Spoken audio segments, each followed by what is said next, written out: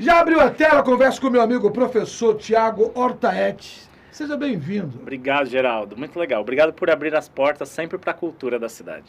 Você sabe que eu sou suspeito porque eu acho que como todo brasileiro deveria ser apaixonado pela cultura. Sim. Né? A nossa origem mais latente, né? A nossa história. Sim. Né? Eu sou um cara apaixonado. Olha, eu lembro que na época eu era criança e na igreja tinha o teatro. E eu gostava de participar. Sempre gostei também, sempre gostei. Quando eu fui para o rádio, em 1900, você é novo, em 1978, eu estava no rádio, quando eu comecei, e tinha o Rádio Novela. E lá no interior, eu participei, né, de uma novela curta, né, no rádio. Que maravilha, tempos áureos. Meu Deus, o rádio... Ô Lucas, aquela fita, como é que chama aquele rolo lá? O rolo de fita lá, tem um nome que dá. E aí, eu falava assim, aí eu vejo hoje a tecnologia, tudo digital. Mas a minha época, a época que eu brinco com o pessoal, a época dos dinossauros, né? Então, era muito mais difícil. Agora, professor, hoje a gente vai falar, aliás, eu vou receber um presente. Ah, com certeza. Por favor. Tava falando nos bastidores aqui sim. que presentear com livro é sempre muito bom. E eu sou adepto à leitura. Obrigado, professor. Obrigado, Geraldo. Anacrônico. Isso. Relações atemporais. Isso. É uma coletânea de textos que eu escrevia no jornal Guarulhos Hoje, nos anos de 2019 e 20. E aí eu fiz uma coletânea de textos... Você não escreve para eles? Não, esporadicamente, mas naquela época eu tinha uma coluna às sextas-feiras. Eu falava bastante sobre direitos humanos. Se quiser escrever para o jornal agora destaque no nosso site, é convidado. Ah, brigadíssimo. Muito feliz pela oportunidade. Inclusive eu sou estudante. Para ser professor, acho que todo bom professor tem que ser estudante. Você sabe que eu fiz letras na antiga Farias Brito, né? Ah, maravilha. Então o senhor é professor também de literatura. Mas eu me assustei. Eu fui fazer um estágio numa escola na Vila Barros, cheguei à noite. Naquela época? Naquela época. Certo. Aí, estava tendo prova, e os alunos estavam brincando de aviãozinho em plena sala de aula. Ensino médio. Ensino médio. Ensino médio. Isso em 1985. Vou te dizer que, assim, eu estou fora da sala de aula tem alguns anos, mas eu sou apaixonado pela sala de aula. Eu estive por 18 anos ininterrupto em sala de aula, sempre pesquisando, fazendo projetos. Vou te dizer que não mudou muito de lá para cá. Acho que os alunos... E falta muito, Geraldo, da família. A família tem que cobrar do seu filho. Muitas vezes eu convocava o pai porque o aluno não estava participando de nada, não queria nada com nada. E aí o pai falava, olha, professor, eu não sei mais o que eu faço com esse menino. Ele sai de casa às 7 horas da noite, 2 horas da manhã, ele ainda não voltou. E aí eu ficava impressionado, Geraldo, porque um jovem de 25, 30 anos, tendo que explicar para um pai que, poxa, mas você autorizou seu filho sair? Não, professor, ele sai sem a minha autorização. Eu falei, mas quem governa a sua casa é o senhor que põe a regra dentro da sua casa, não é seu filho de 14 anos. E não podemos, senhores pais, transferir a responsabilidade para o Estado? Claro que não. Porque as pessoas aqui têm o hábito, né, de transferir a responsabilidade da educação, não, a culpa é do professor. Não. Que professor? A minha mãe, está no céu, era professora Ivonise, professora de Geografia e História. A minha falecida irmã também professora. E a responsabilidade dela com a sala de aula era apenas e tão somente saber se o aluno entendeu aquilo que estava sendo discutido na sala de aula. É o currículo, né? Mesmo que transversal, mas é o currículo. O repertório vem da família, né? A educação familiar é muito importante. Então, o aluno tem que chegar lá com conteúdo de educação, de bons modos, de participação. Agora, a nossa pauta é violência doméstica. Sim. Eu tenho discutido muito com alguns colegas advogados, também sou advogado. Advoguei pouco tempo. As pessoas perguntam como é que eu encontrava tempo. Mas faz tempo. Isso foi em 2000. Já estamos fazendo 23 anos, faz tempo já, né? Parei hoje apenas, então, somente como jornalista, apresentando este programa que eu me divirto muito, porque eu acho que você tem que se divertir naquilo que você gosta. E é uma prestação de serviço para a sociedade. A violência doméstica é algo que me chama a atenção e me preocupa. Graças a Deus, agora, as delegacias da mulher elas estão funcionando 24 horas. Sim. Você acha que o Estado tem uma parcela de culpa ou a sociedade? Eu acho que tem em ambos os lados. Eu acho que pelo lado do governo do Estado, por exemplo, a gente tem avanços muito significativos nas últimas décadas, sem dúvida. Mas a gente ainda tem, por exemplo, uma cidade como Campinas, tem 2 DDMs, que é a Delegacia de Defesa da Mulher, e que tem quase a mesma população de Guarulhos. Então Guarulhos deveria ter 2 também, acho que no mínimo. Né? E pelo mapa da violência que a gente traça lá na Secretaria de Direitos Humanos, aqui da Prefeitura, a gente sabe que o Pimentas até por ser o bairro mais populoso de Guarulhos, é também o topo do ranking da violência contra a mulher. Então precisava muito ter uma DDM na região dos Pimentas. Mas é claro, falta muito dessa questão da participação familiar na educação dos filhos, e claro que todos os governos, municipal, estadual e federal, precisa sim, cada vez mais falar, como tem sido feito aqui na Prefeitura de Guarulhos, que o currículo escolar, ele tem cada dia mais falado das questões dos direitos humanos. Porque falar de direitos humanos é falar da vida da gente. Sim. Falar do respeito ao próximo, né? Respeito à nossa cultura indígena, por exemplo, que nossa cidade foi um berço indígena. E falar principalmente também sobre preconceito e discriminação. Estou perguntando aqui, é interessante, não é só na periferia que tem violência doméstica. Com certeza, não é mesmo, não é mesmo. Nos condomínios de alto padrão, aí, meu amigo... Cheio. Tá cheio, né? É uma sociedade... que tem muita hipocrisia. Estão perguntando aqui, professor Tiago, se hoje a sociedade, elas colocam um tapa-olho para esconder da violência contra a mulher e só aparece em época de eleição. É muito bacana o seu ouvinte, seu espectador falar sobre esse assunto, porque assim, cada vez mais se fala sobre esse assunto, mas ao mesmo tempo em alguns lares é um tabu. Sim. Então a gente precisa colocar o dedo na ferida, porque o cerne de tudo isso é o machismo, né? A gente tem diversos lares do Brasil afora, posturas de homens de que acham que tarefa doméstica, por exemplo, é só papel da mulher.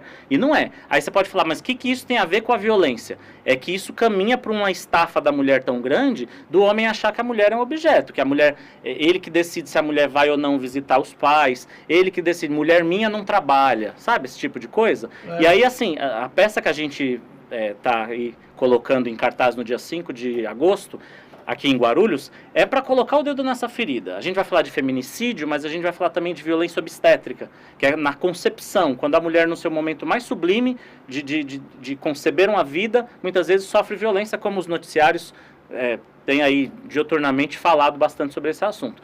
A gente falar também da educação dentro de casa, como a gente começou a dizer aqui, né? Para a gente ensinar. A gente não tem que criar os nossos filhos para serem machos, né? Nossos filhos não são bichos. Sim. Eu crio meus filhos para que eles sejam homens, Não é para que eles, zoológico. claro, para que eles respeitem as suas futuras chefes, a sua esposa, as suas amigas de trabalho, a liderança uma liderança política feminina, de onde vier, exatamente.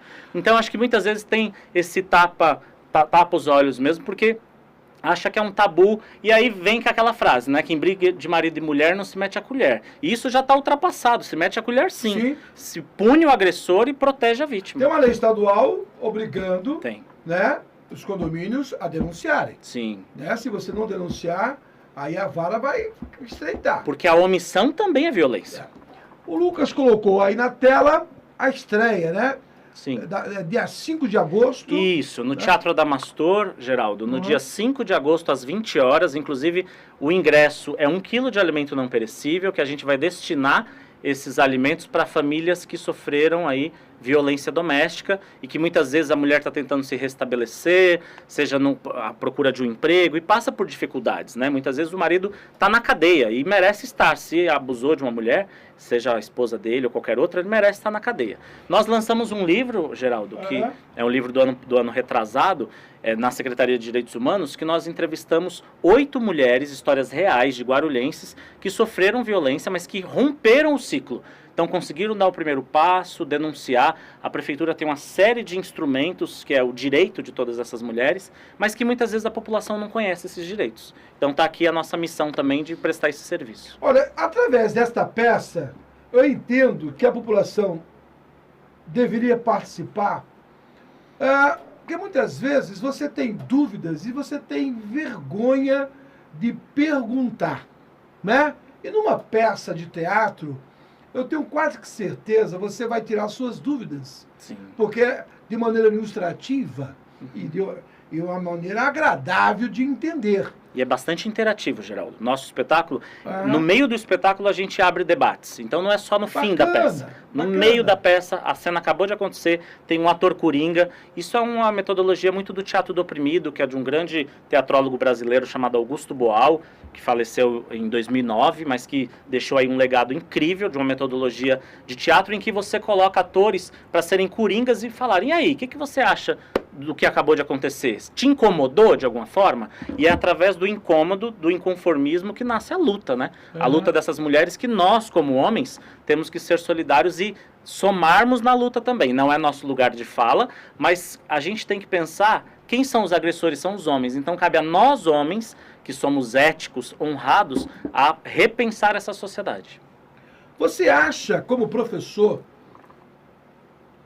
quando você tinha a sala de aula como referência, com certeza você já deve ter visto episódio que deu coragem de chamar o aluno e disse: como é que é a educação que o seu pai passa para você? Porque a maneira que o aluno se relaciona com o professor, você vai descobrir a maneira que ele recebe a educação dos pais. Está certo isso? Perfeitamente. É o que eu sempre me avaliei muito enquanto professor. Essa questão de se avaliar é constante, né? É contínua. E eu sempre trazia, quando aquele aluno era mais agressivo, quando ele tinha uma misoginia, uma raiva das meninas, uma maneira de tratá-las de uma forma muito bruta, eu não expunha na frente de todo mundo. Eu chamava: fulano, vem aqui que eu preciso falar com você. E aí eu ia lá fora e falava: você percebeu o que você acabou de dizer? Não, professor, não. Eu vou repetir a frase que você acabou de dizer. E aí eu repeti, ele: não, professor, mas eu não quis dizer isso. Eu falei: não, mas não é que você disse. E isso não é legal. Né? Então, quer dizer, a gente na sala, a gente acaba tendo que fazer esse papel quase que pedagógico, psicológico, tudo junto. Porque você tem que tirar o aluno daquele contexto e explicar para ele: isto é errado. O que você está fazendo é errado. Você está sendo desrespeitoso, você está sendo abusivo. Então, eu nunca tolerei. Assim, é tolerância zero para qualquer tipo de machismo e de violência contra as meninas e mulheres. E olha, eu vejo hoje, com muita preocupação, e aí os pais colocam a desculpa no trabalho. Não pode, né, Geraldo? Eu gostava, sempre gosto até hoje, de conversar. Tenho 2 filhos, 3 netos, tá chegando no 4º. Talentos da música, inclusive, que eu gosto muito. De conversar com eles. E muitos pais não conversam com seus filhos, não sabem os amigos dos seus filhos, aí descobre de maneira tardia o envolvimento dele com a droga. Sim. Não é culpa do Estado. Não. Eu tenho que trabalhar. Mas pera, todo mundo trabalha. É o nosso papel de pai. De pai. A gente pode estar presente mesmo na ausência. Eu posso, hoje em dia, com o WhatsApp, você pode saber, dialogar com seu filho. O meu pai tinha olaria. Ele chegava em casa às 5 horas. A primeira coisa que ele perguntava: a lição, cidadão. Deixa eu ver. Deixa eu ver aqui. O meu pai tinha um primário. E se você quer ser alguém, então aproveita a oportunidade que eu não tive, estou te dando. Que bonito isso, que bonito. E isso soava de uma maneira assim muito especial na minha vida. Que lindo. Né? Ele falou assim: eu quero que você seja aquilo que eu não fui. Que ele não teve oportunidade. Não teve oportunidade. E aí eu vejo hoje os pais culpando o Estado. Eu não tenho tempo para falar com meu filho. Mentira.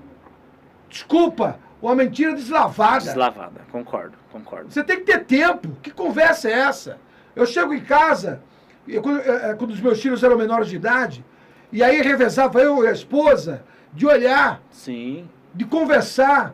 E não é a quantidade, não, é a qualidade do tempo. Do tempo. E o tempo não é desperdício, é tempo ouro. Sim. O tempo com os filhos é um tempo ouro. É um tempo que você... No futuro você vai olhar, a boa semente cresceu. O coração transborda de alegria de saber. Sabe? Quando você não faz isso, e aí você percebe que o seu filho ou a sua filha vão trilhar em caminhos estranhos, não coloque a culpa no vizinho. A culpa é sua. E vão sofrer. Tanto o filho que está... A conta chega. A conta chega. A conta chega. Mesmo você... fazendo de conta que eu conheço uma história de um grande empresário em Guarulhos que tinha o hábito, não sei se mudou, de dar um cartão sem limite para o filho. Esse filho, senhores, se envolveu com drogas. Nossa. Sabe por quê? Deu a corda, né? Só pra... Você não vai acreditar. Para chamar a atenção do pai. Nossa. Ele está vivo? Está vivo. Não está mais no caminho das drogas. Que bom, que bom. Né? Mas ele fez isso para chamar a atenção do pai. Mas correu o risco de ter morrido. De ter morrido. Pelo traficante, pelo policial ou de overdose. E naquele momento o pai mudou a relação. Porque não é com um cartão de crédito sem limite que você vai conquistar, que você vai mostrar para o seu filho que você o ama. Nunca na vida. É valor, não é preço. Exatamente. É isso. Professor Tiago Ortaet. Sim. Tá certa a pronúncia? Perfeito. Me corrija, por favor. Perfeito. Repetindo a peça de teatro. Então estão todos muito convidados. Nós estamos aí em 2 anos de produção. É um projeto que eu realizo há 20 anos aqui na cidade de Guarulhos. Inclusive no dia 4, Geraldo, você está convidadíssimo também. Uma noite anterior à da nossa estreia, a gente vai ter uma sessão solene lá na Câmara Municipal, comemorando os 20 anos do projeto Trupe Ortaética de Teatro Comunitário, que surgiu no pátio de uma escola pública da periferia de Guarulhos, ali perto do Jardim Palmira. Eu tenho muito orgulho de dizer isso, porque foram nos meus primeiros dias como professor que eu tive a ideia, falei, poxa, o teatro pode e deve ser ferramenta pedagógica para a gente falar de temas relevantes para a sociedade. E desde então, mesmo eu fora da sala de aula, eu nunca deixei de fazer esse projeto e a gente está comemorando esses 20 anos. E fazendo parte das comemorações, no dia 5 de agosto, às 20 horas, no Teatro Adamastor, aqui bem pertinho, a gente vai ter o espetáculo Marias do Mundo, que é fruto de 2 anos de pesquisa sobre violência doméstica. A gente também aborda racismo, a gente aborda xenofobia, homofobia, a gente aborda diversas pautas dos direitos humanos. Então estão todos muitíssimos convidados. A entrada é 1 quilo de alimento não perecível. Obrigado, meu querido professor. Obrigado pela oportunidade. A seguir, você